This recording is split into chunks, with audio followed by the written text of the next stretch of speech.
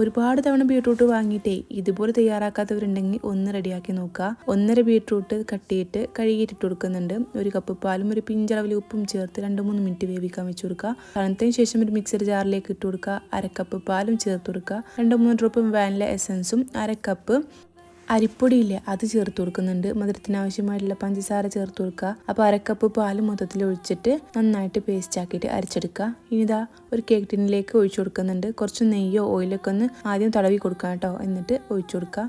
ഇനി ഒരു 15 മിനിറ്റ് ഒന്ന് ആവി കയറ്റിയെടുക്കുക. ഇനിതാ മിക്സർ ജാറിലേക്ക് 1 കപ്പ് പാല്, 1/2 കപ്പ് അരിപ്പൊടി, ഒരു പിഞ്ചളവിൽ ഉപ്പ്, 2-3 ഡ്രോപ്പ് വാനില എസൻസ്, 1/4 കപ്പ് തേങ്ങ ചിരവിയത്, മധുരത്തിന് ആവശ്യമായിട്ടുള്ള പഞ്ചസാര ചേർത്ത് നന്നായിട്ട് നടിച്ചെടുക്കുക. എന്നിട്ട് നേരത്തെ വേവിക്കാൻ വെച്ചതിൻ്റെ മുകളിലായിട്ട് ഒഴിച്ചു കൊടുക്കുക.